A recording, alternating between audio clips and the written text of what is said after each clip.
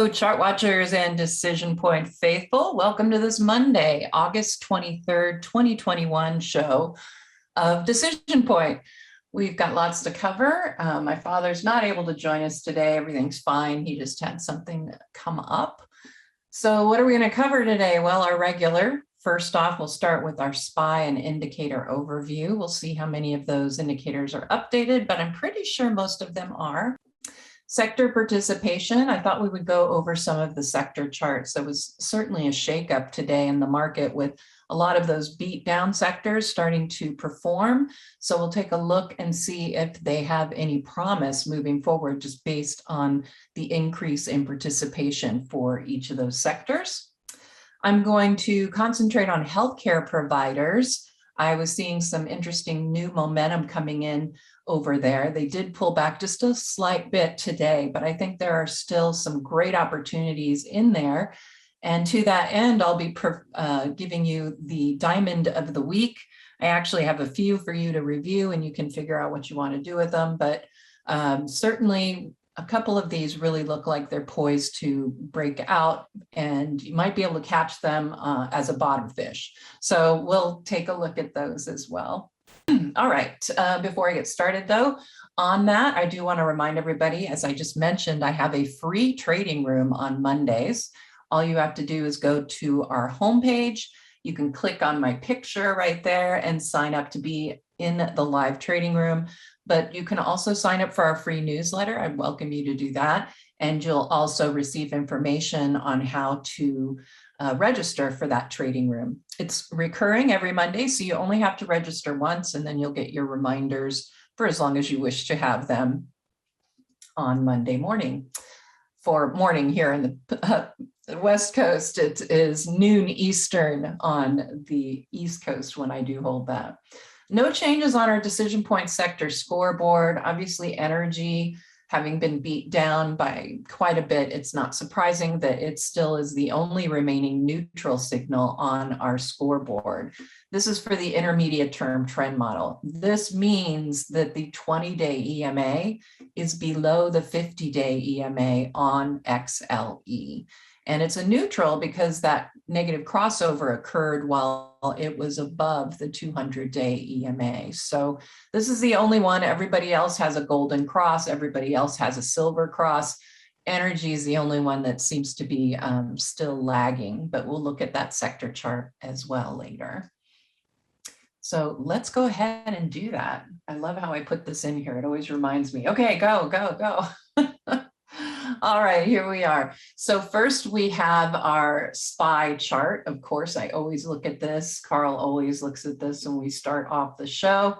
Obviously, really nice rebound that has occurred here. Let me get rid of that. And now we're looking to see if we're going to get an upside breakout here from this rising wedge. Now we've actually added a short-term rising trend line to catch that bottom and this one. And that does, as you can see, set up a short-term rising wedge, which is a bearish formation. But things are looking okay right now. We've got an RSI that is positive on the SPY, and the PMO is trying to turn back up. We're trying to clean up that momentum shift that happened on the decline. And so far, with 3 very positive days to the upside, the PMO is still looking a little indecisive. One of the things that bothered me Friday, and honestly is still bothering me somewhat right now, is low total volume.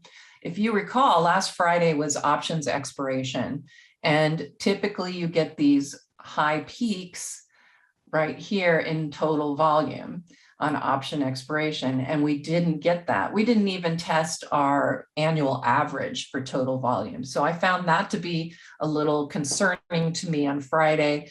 We're still seeing low volume. So we've had these really nice rallies the last 2 days, but no volume really behind it. You can also look just at the SPY volume and you see the rising bottoms here on price, but notice that we're declining in total volume. So that tells me that there is a possible exhaustion on the way. We'll look at the 1-year chart just to get a bit bigger picture here.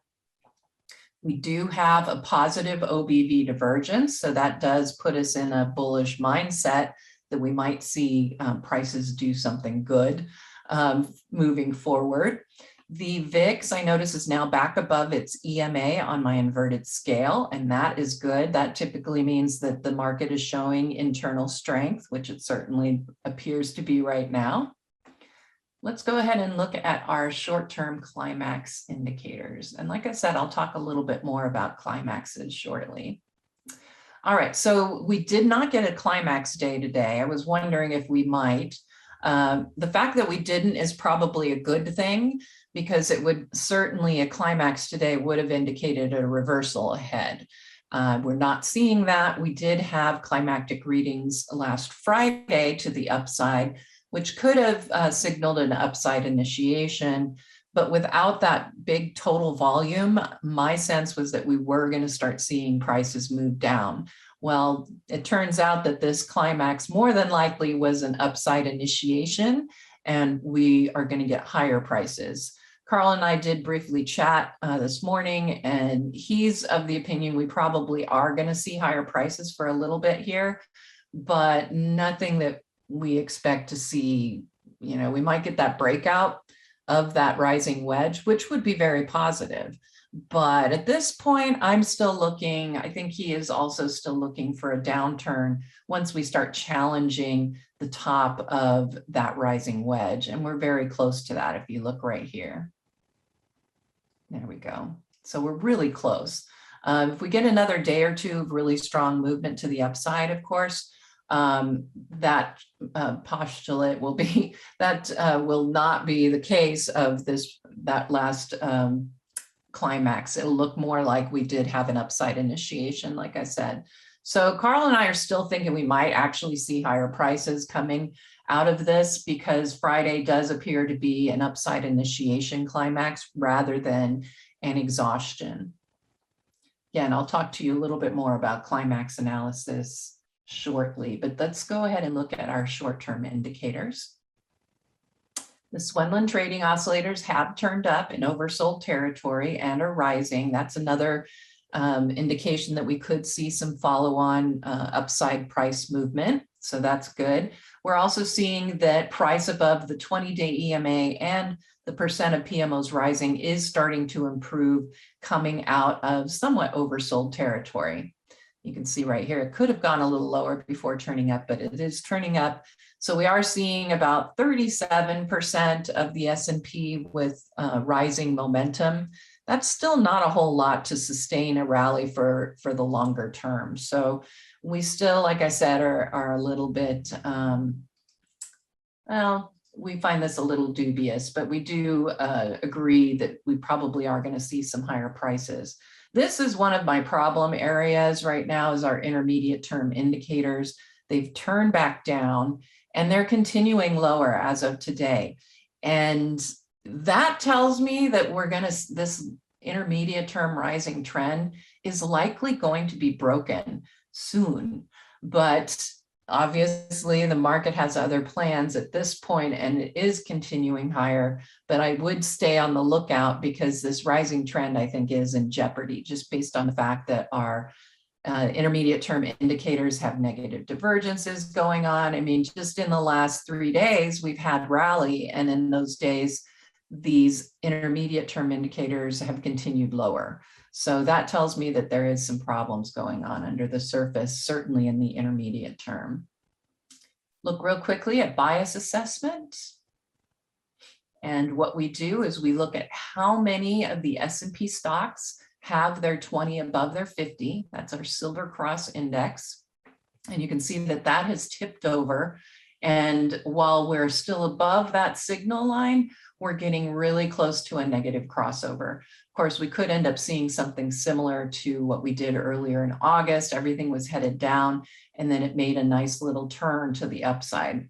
Should look for that, but at the same time, here is my problem with the bias. So we look at the percent of stocks above their 20, and that's still very much below 12% actually of those that have a silver cross have their price below the 20-day EMA. That's a problem because that tells you that the 20-day EMA is starting to move lower, in which case you might lose some of these silver cross signals.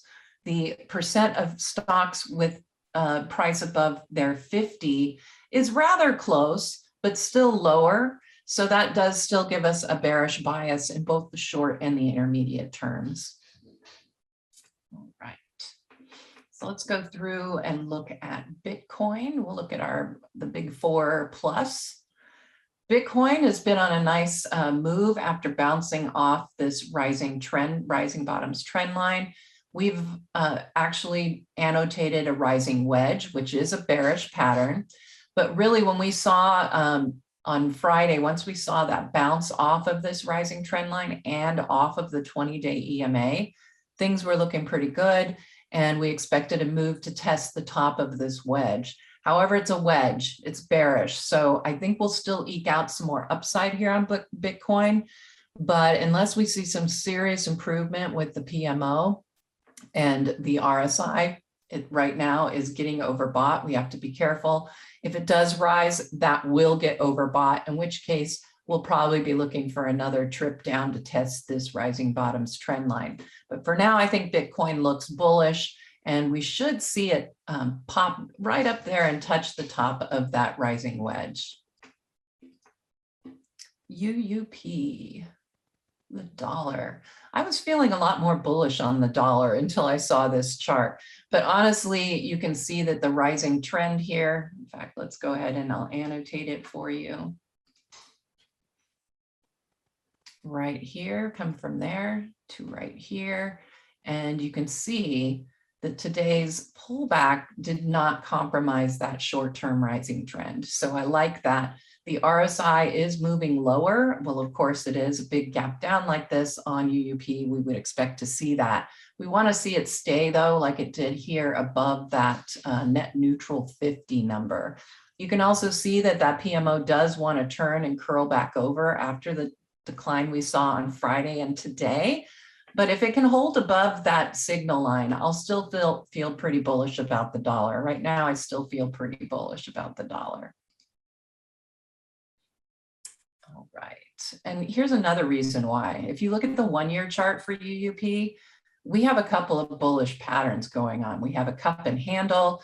We have two double bottom here on that pattern. I was thinking that we had lost the these two patterns, that they had fallen apart, but we got the rally. Like I said, it got stopped right here at that confirmation line and it's pulling back, but it's still on that rising trend. As long as this rising trend holds and this one as well, I'll still be looking bullishly toward the dollar.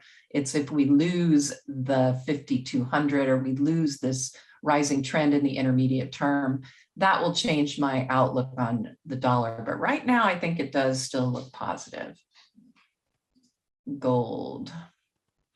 Well, when the dollar falls, what happens to gold? It will rise. But what's the difference? So the dollar was down 0.6% and GLD was up 1.22%. So that tells me that obviously it got a boost from the dollar, but the rest of that percentage gain on gold was new buyers. So we're seeing that positive crossover of the PMO. The RSI is now in positive territory.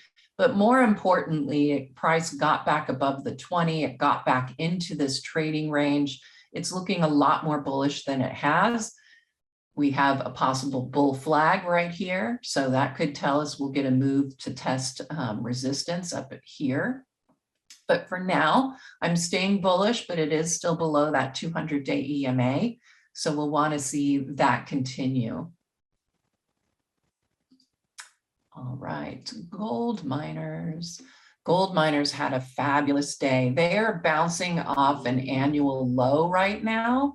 And I think they look very, very bullish, but I hesitate to go all in, if you will, on gold miners and start giving you all kinds of symbols to invest in there. We've had a lot of fake outs on the gold miners. You can see just some really nice bottoms, and then we just couldn't get the rally. Here's a rally that failed, another rally here that failed on positive momentum.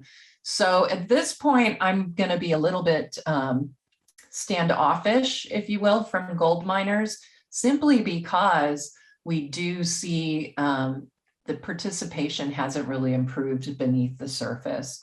We do have the BPI showing about 1/3 of those gold miner stocks are on point and figure buy signals. But when you look at the participation underneath the surface, only about 3% have price above their 20. And this has been a number that's been constant, I think, for at least 2 to 3 days, where no gold miners have their price above their 50-day EMA. So there's still a lot of damage that needs to be corrected. And right now, the silver cross isn't showing any movement. This is still not updated for today. So we'll have to see if we can get some really nice increases in these percentages. If we start to see that, we have the positive crossover on the silver cross, then I'll start getting bullish. But you can see what happened last time. We had participation begin to improve. We had that crossover on the silver cross. I was all in, I was seeing the gap up, and then we ended up failing. So just tread carefully here. It was a great day for gold, which means that translated in some wind at the back of the gold miners. And I don't know that that will continue, although that gold chart does look pretty bullish right now. Let's look at USO. We had a really nice bounce today on USO and oil, but you notice that it is still below overhead resistance. So we'll need to see that beat out that area of overhead resistance, but it also needs to get back above and into the rising trend that we had previously. So I won't be all in on USO and the oil stocks, energy in particular, until I really see another move to the upside. I'm conservative in my stock picking. I'm a momentum trader, and that's an awful lot of negative momentum that we need to see shift to the upside on oil, but it's looking encouraging. If we look at West Texas crude, you can see that this bounce is coming right off of that 200-day EMA. So I would say that it's looking better than it has. And it does look like with West Texas, we closed above $65. So that does suggest that we might be ready to have that nice reversal off of this level of support and the 200-day EMA. But you can see that short-term declining tops trend line that I don't have drawn in here, but that is going to show you that we still haven't broken out of that declining trend. So still need to tread carefully there with oil, but this is looking very encouraging. We'll look at TLT. I'll cover some yields. All right, so we had come up here and tested this declining tops trend line, and now we're pulling back somewhat. It still looks pretty good here on bonds. You do have that PMO that's about ready to give us the crossover buy signal. It's bounced off of the 50 and 200-day EMAs this last time, and it does look like it's still heading upward. The question is, what's going to happen with yields? Well, let's look at the yield array first. And you can see that yields have been in this declining trend. We had a nice breakout, but now it's all trickling back down into that declining trend that we had. Let's go ahead and put the spotlight on the 10-year Treasury yield. You can see that's the declining trend that we have marked on that yield array right there. This is for the 10-year. And we are seeing a bounce here. It's holding this area of support, but it's just not doing much. It's stuck beneath the 20-day EMA and of course the 50 and 200s. It's yet to test this declining tops trend line. It still doesn't look that positive for yields rising, at least in the very short term. The PMO is topped or trying to top beneath the 0 line. All of these spell lower yields ahead. But, you know, we've had these bullish patterns here. We had this bullish double bottom. It failed to completely execute because it got stuck on that declining tops trend line. I really can't get super bullish here on the yields until we see breakouts from those declining trends. And we're just not seeing that right now. All right, I think I have covered it all. I was showing the global markets chart this morning in the trading room, just to give people a sense of the problems going on in China and all of these crackdowns, if you will, on the air quotes private companies in China. And you can see that it's just, I mean, all of these others have been trending up, including ourselves. And China has just been trending lower and lower. It had a really bad decline over the past 2 weeks. Looks like we might see a little bit of a bounce on those Chinese stocks on that market. But overall, I think it still looks quite bearish for China. All right, so I am going to go in and look at some of these sectors and the participation beneath the surface there. We do not have all of these updated, unfortunately, but our Silver Cross and the BPI and the Golden Cross, of course, our relative strength is still visible right now. For those of you interested in these charts and this chart style, it is available to our subscribers. If you're a subscriber of DecisionPoint, you can just go to our website's blogs and links page, and you'll find the sector list right here. So you can get those snapshots of those sectors presented just as I'm presenting them to you now. If you are a subscriber to our website and a subscriber to StockCharts.com, I can send you copies of that chart list, but the annotations will not be updated like they are on our website. Carl looks at them pretty much every day and updates those as needed. So let's go back here though. Comm services really broke out, and it was already starting to look somewhat interesting on Friday. As you can see, the percentages of price above the 20 and 50, those percentages were starting to improve. The Silver Cross, though, was not. And so that would be one reason I wouldn't look toward XLC going into this week. But we are seeing a little bit of improvement. Certainly this breakout is very interesting, I must say. We will probably see a test back here of the top of this rising wedge that we have XLC in, but still I'm not really thrilled with the participation. Could look better maybe by the end of the day. We talked about energy, and here you have it. Nice move to the upside, but as you can see, price is still well below that 20 and 50-day EMA. This is very positive, seeing a bounce come off of this level of support, but there's still that declining trend to deal with here. I suspect if we annotate, so that's the declining trend, and we move it over here, that is a falling wedge. So that does tell me that there is some interesting action going on in XLE. We just don't have the participation going yet here, but that is certainly a bullish formation to consider. Other sectors of interest, healthcare was my sector to watch last Friday. I still think that healthcare looks good moving into this week. You can see that we had really good participation numbers showing when we went in on Friday with this. So liking the looks of the healthcare sector still.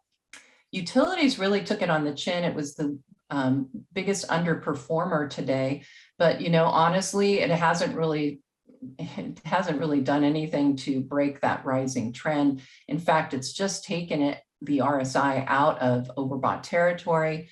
And you can still see we have some great participation going on under the surface here. So I think utilities are going to be okay. I think that when you have a day where the aggressive growth sectors like technology and discretionary do well, it isn't surprising to maybe see one of these not do as well. All right, so that was a little trip through some of the sectors that I find interesting, but I want to talk to you about my diamond of the week. So healthcare providers is one of the areas that I was looking at going into this week. We have a PMO that's just about ready to give us that buy signal, and we were seeing the RSI just moving into positive territory. It did pull back, this index did, but overall you can see we do have a rising trend. It definitely was broken a little bit today, but overall it is still rising, showing relative strength against the market. And interestingly, when I ran my scans today, I had a couple of these healthcare providers come up. One of the ones that was really interesting to me is AGL, Agilon Health. Notice the shape of this chart. We have an RSI that just hit positive territory. We have a breakout above resistance and the 20 and 50-day EMAs today. We also have a PMO that is turned up and headed for a buy signal. You have the OBV bottoms rising, and then you can see that just recently here, this one is starting to outperform the market. So I thought this looked interesting, especially with this nice double bottom pattern forming. So we'll want to see it stay above that 20 and 50-day EMA, see if it can hold this breakout.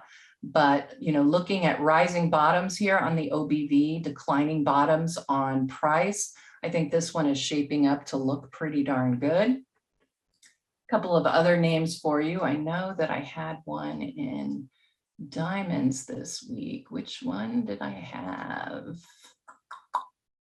ICUI, is that one? No, United Health. That's the one right here. So this is one that I did present last week, and it's really, I love the way that it pulled back, to be honest, today, because it held right on this new support level, which was overhead resistance. I love that you can set a nice stop that's not too deep at 6.5%. Look at the PMO, it's rising. You have a scooter that's in that hot zone. And this one, if you're going to go health providers, this seems to be one that likes to outperform its group. It's been outperforming the S&P already. And I have 2 minutes and 2 names, HNGR. This one is called Hanger and Corp.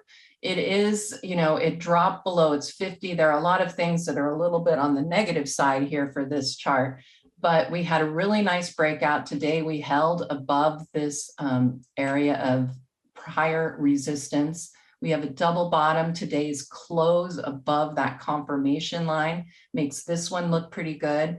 RSI isn't quite positive yet, but the PMO has turned up in oversold territory. And you can see that as far as the S&P, it's outperforming, and it is beginning to outperform its group as well. So I did like Hanger as a diamond of the week. And then finally, Humana is one that's more in the large cap space. It had a big gap down, and this, you know, it's had some serious problems, but it does look like it's rounding off here and is ready to bounce off of what was the confirmation line to a very large double top. So if we can see this one continue higher, get above that 200-day EMA, I think this one has some room to run. And it could run how far up? If it can just get to the top of that gap, that's an 11.5% gain. If it just gets up to gap resistance and fails, that's still an 8% gain on that particular stock. So I think that Humana also looks pretty good. But that's all I have for you today on the Decision Point Show. Hope you have a great trading week. Happy trading. Hey guys, Dave Keller here with StockCharts.com. Thanks so much for watching our video. If you enjoyed it, and we hope you did, hit the like button right below. Also, we have so much new content every day. Consider subscribing to the channel. Just hit the subscribe button in the video or right below. Thanks for watching. Stay safe. Have a fantastic day.